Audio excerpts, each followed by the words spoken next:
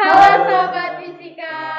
Perkenalkan, kami dari kelompok Relativitas. Nama saya Kadek Mas Juliani, nomor absen 7. Perkenalkan, nama saya Imbara Katia Tapasda, nomor absen 14. Saya Komangda Budi Kartini, nomor absen 11. Dan saya Nifito Windarniati, nomor absen 23. Dan guru fisika kami, Mr. Igusti Agung Wisnu Wibowo, SPD MPD. Di sini kami akan membawakan materi tentang teori relativitas, panjang, massa, dan waktu. Simak video selanjutnya.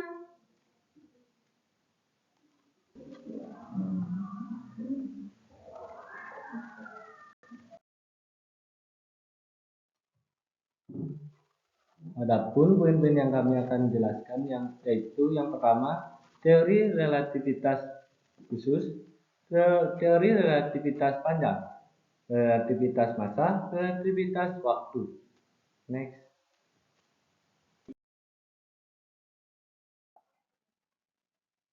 Albert Einstein. Siapa sih yang nggak kenal Albert Einstein? Seorang ilmuwan fisika ternama yang berasal dari Jerman.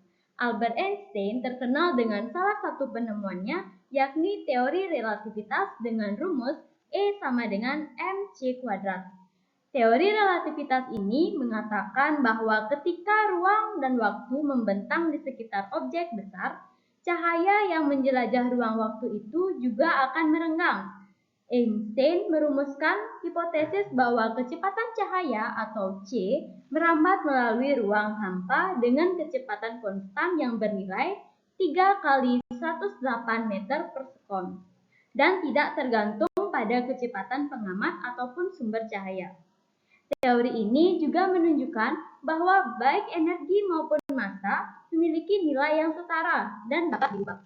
Teori ini juga menyinggung tentang energi yang dimiliki suatu benda yang bergerak dalam kecepatan cahaya.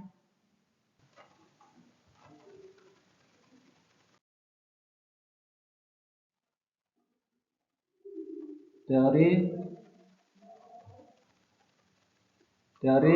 relativitas khusus. Teori relativitas khusus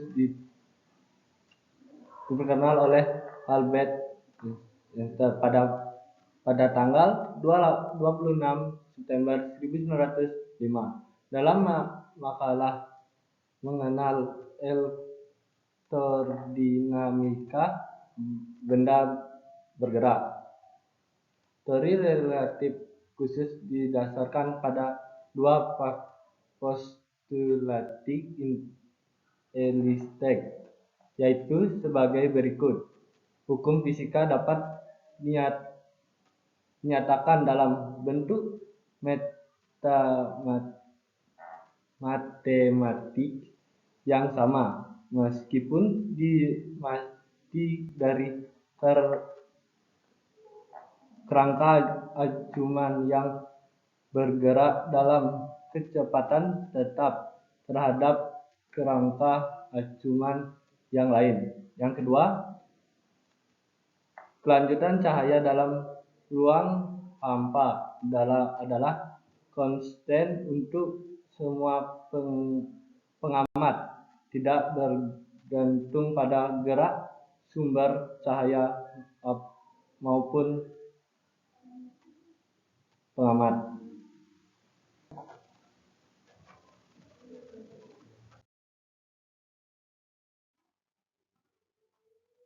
Oke guys, jadi kita akan melanjutkan relativitas panjang. Menurut teori ini, jika benda bergerak mendekati kecepatan cahaya, maka panjang benda seolah-olah tampak memendek atau kontraksi panjang apabila diukur oleh pengamat yang di dalam terhadap benda diam terhadap benda tersebut. Relativitas panjang bisa dirumuskan sebagai berikut. Nah, jadi rumusnya tersebut adalah L sama dengan L0 akar 1 min P kuadrat per C kuadrat.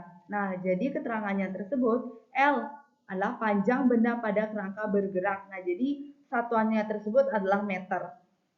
L0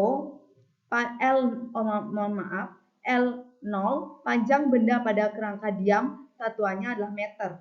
P kecepatan benda terhadap kerangka diam, meter per sekon. C. Kecepatan cahaya 3 kali 10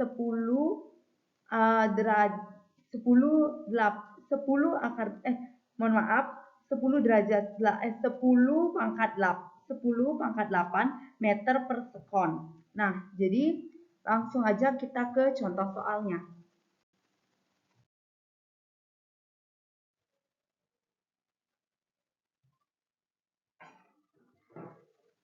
Nah, di sini ada contoh soal teman-teman. Jadi teman-teman bisa simak soalnya dulu. Soalnya adalah sebuah roket waktu diam di bumi mempunyai panjang 100 meter. Roket tersebut bergerak dengan kecepatan 0,8 C. Menurut orang di bumi, berapakah panjang roket tersebut selama bergerak? Oke, langsung aja ya ke jawabannya langsung. Nah, jadi di sini saya sudah tuliskan jawabannya. Di sini dituliskan LO-nya itu sama dengan 100 meter. P-nya itu sama dengan 0,8 C. Nah, jadi di sini L-nya tersebut tidak diketahui. Nah, maka dari itu L sama dengan L0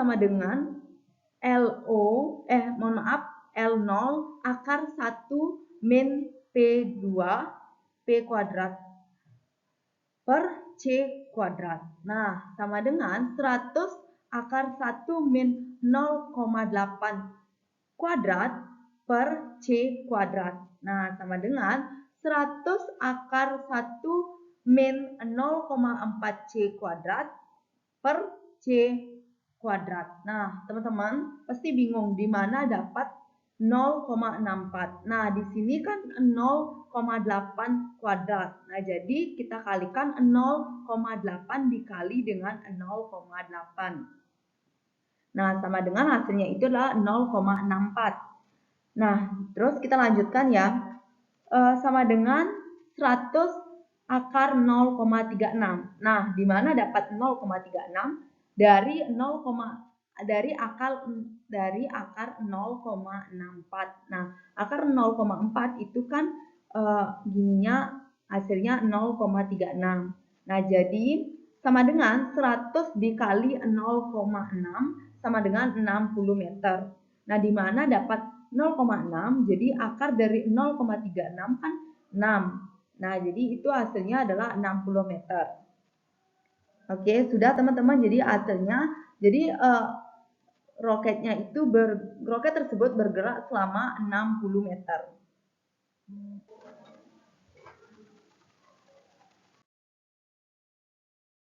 Oke, sekarang kita akan membahas tentang relativitas massa.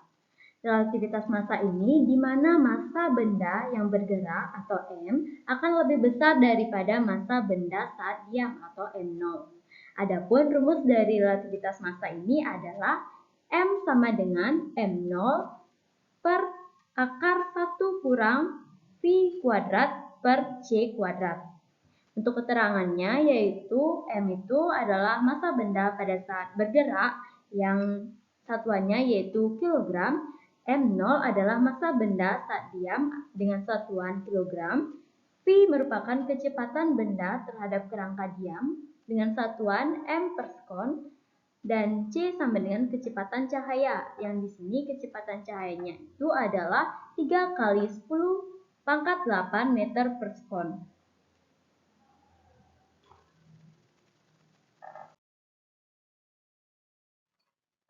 Sekarang kita akan membahas contoh soal tentang relativitas massa. Di sini ada soal yaitu sebuah partikel dalam keadaan diam memiliki massa 100 gram. Berapakah massa apabila partikel ini bergerak dengan kecepatan 0,6 C? Langsung saja kita ke pembahasannya.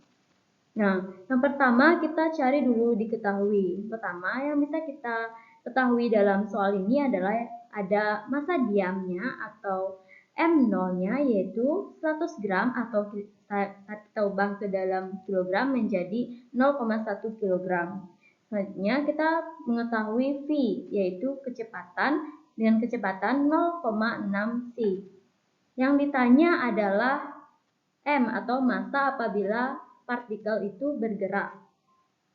Langsung saja kita Tulis rumus untuk mencari relativitas massa adalah M sama dengan M0 per akar 1 kurang P kuadrat per C kuadrat. Kita masukkan angkanya di mana M0-nya sama dengan 0,1 per akar 1 dikurang V-nya yaitu 0,6 C kuadrat dibagi C kuadrat. Di sini kita bisa mendapatkannya yaitu 0,1 per akar 1 kurang 0,36 karena 0,6 dikuadratkan menjadi 0,36 dan C kuadrat per C kuadrat. Nah, C kuadratnya ini bisa kita coret-coret sehingga bisa menghasilkan 0,1 per akar 1 dikurang 0,36 di mana hasilnya yaitu 0,1 dibagi 0,8. M sama dengan M atau massa apabila partikel ini bergerak itu sama dengan 0,125 kg.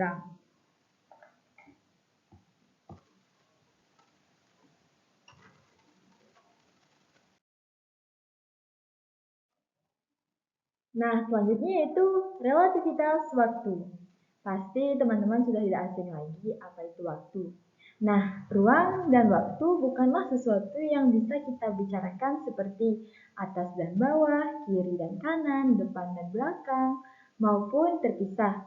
Jadi, menurut teori ini, ruang dan waktu nyatanya bukan hal yang terpisahkan. Namun, ruang dan waktu adalah memiliki keeratan hubungan dan terpaut.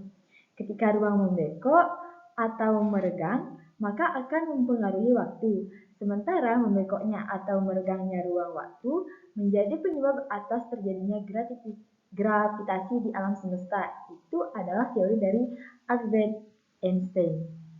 Nah, selanjutnya, relativitas waktu merupakan waktu yang diukur oleh sebuah jam yang bergerak terhadap kejadian yang lebih besar daripada jam yang diam terhadap kejadian. Relativitas waktu bisa dirumuskan sebagai delta T atau selang waktu yang diukur oleh pengamat yang bergerak terhadap kejadian sama dengan delta T0 atau selang waktu yang diukur oleh pengamat yang diam terhadap kejadian. Delta T sama dengan delta T0 per akar dari 1 dikurang kecepatan pangkat 2 per C pangkat 2 atau kecepatan cahaya.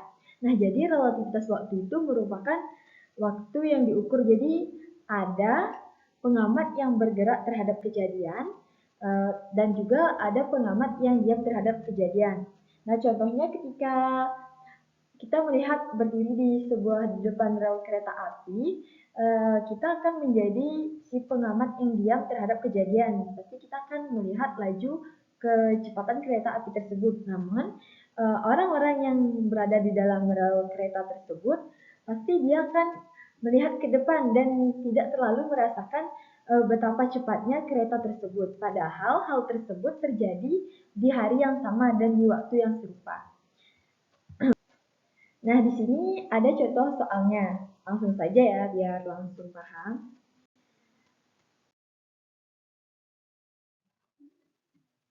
Contoh soal. Suatu peristiwa terjadi selama 3 second menurut pengamat yang bergerak menjauhi peristiwa itu dengan kecepatan 0,8 C atau C dalam kecepatan cahaya. Menurut pengamat yang diam, peristiwa tersebut terjadi selama selang waktu. Nah, di sini terdapat perbedaan, yaitu yang ditanyakan di sini adalah menurut pengamat yang diam. Nah, ketika bergerak, si pengamat yang bergerak ini dia melihat dan mengalaminya itu dalam kecepatan 0,8 C. Namun yang diam kita akan sekarang caranya seperti ini. Nah, yang pertama diketahui selang waktu yang diukur atau si pengamat yang bergerak yaitu 3 second. Nah, yang kedua yang diketahui di sini adalah kecepatan benda terhadap kerangka diam atau P. Nah, di sini langsung saya atur C-nya itu sebenarnya 3 kali 10 pangkat 4 meter per second. Nah, tetapi dari video-video dan juga dari tutorial, setelah saya pelajari dan ini adalah cara tersimpel dan mudah dipahami. Nah, yang ditanyakan yaitu adalah delta T0-nya, yaitu selang waktu oleh pengamat yang diam berapa.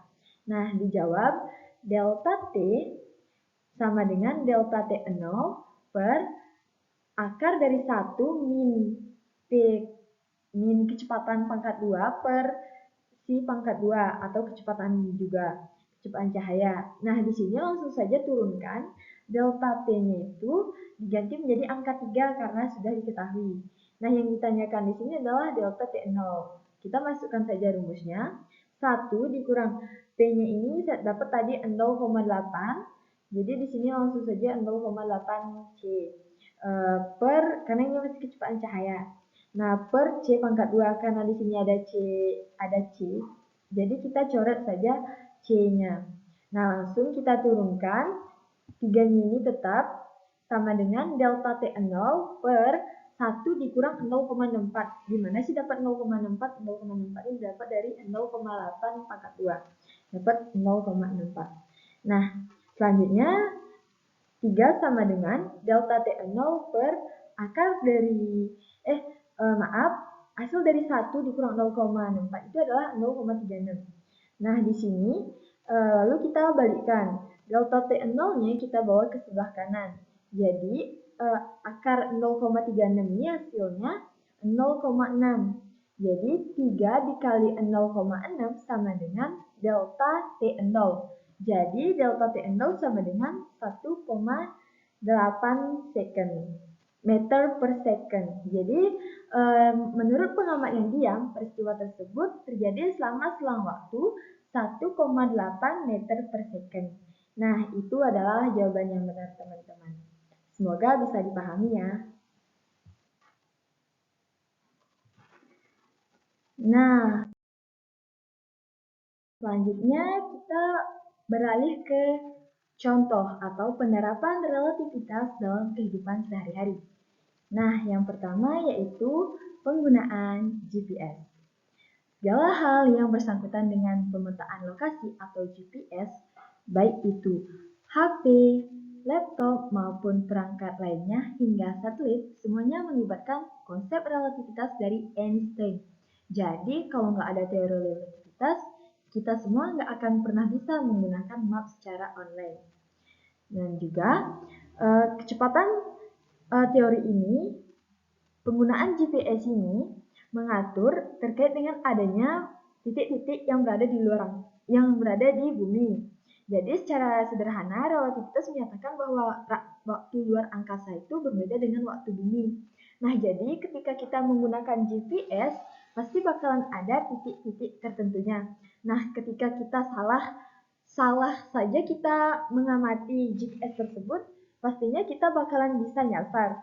Mungkin ada beberapa dari teman-teman pernah nyasar atau pernah kelewatan saat menggunakan GPS ini. Nah, itu karena dalam GPS kesalahan data sekecil apapun akan berdampak fatal gitu. Bayangkan saja kalau titik peta yang teman-teman lihat tuh bisa berselisih jauhan puluhan kilometer. Tapi yang kita lihat di HP itu kan kecil. Nah, tentu hal ini justru bisa merepotkan kalau kita salah titik sedikit pun. Nah, selanjutnya yaitu tentang waktu. Nah, maksud saya yang kedua yaitu teknologi berbasis nuklir. Nah, pasti teman-teman udah nggak asing kan apa itu nuklir. Nah, jadi di dalam teori relativitas ini terdapat semua teknologi berbasis tenaga nuklir adalah hasil dari teori cetusan oleh Einstein, terutama di relativitas. Mengapa demikian? Reaksi nuklir sendiri terjadi manakala inti atom dapat terpecah yang mengikatkan reaksi berantai. Perpecahan inti atom tersebut dapat terjadi dengan penembakan berulang.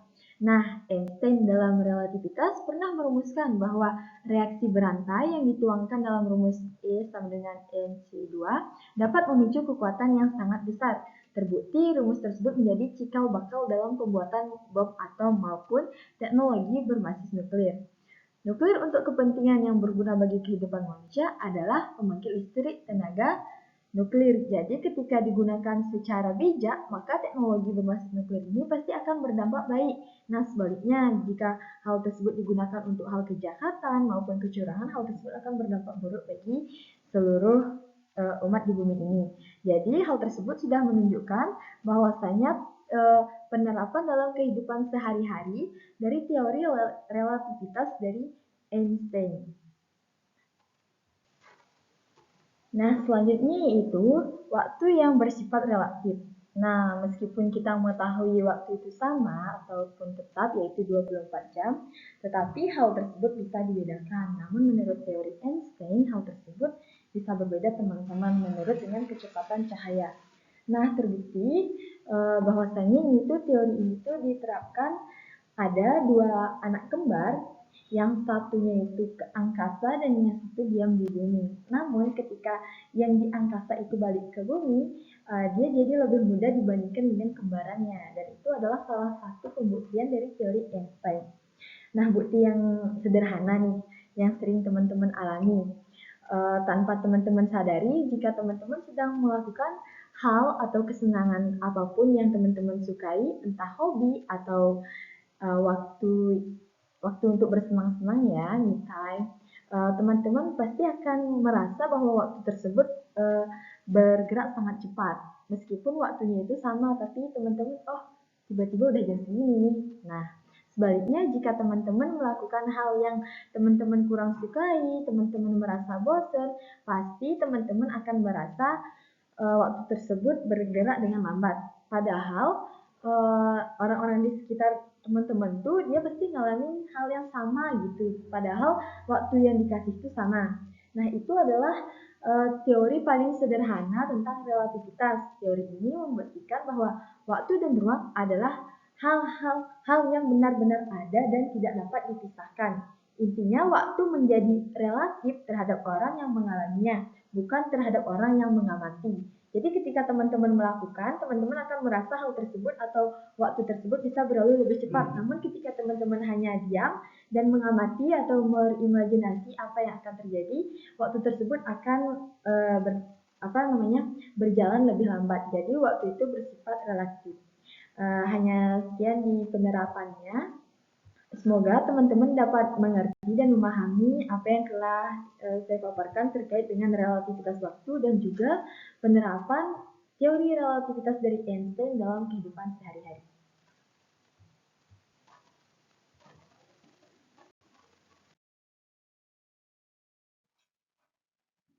Oke, cukup sekian pemaparan materi tentang teori relativitas, panjang, masa, dan waktu dari kelompok kami. Bagi teman-teman yang mendapatkan undian untuk mengomentari maupun bertanya, kami persilahkan karena semakin banyak ada pertanyaan, semakin banyak pula informasi yang kita dapatkan. Sekian presentasi dari kelompok kami. Akhir kata kami ucapkan terima kasih. Relativitas, segala sesuatu relatif.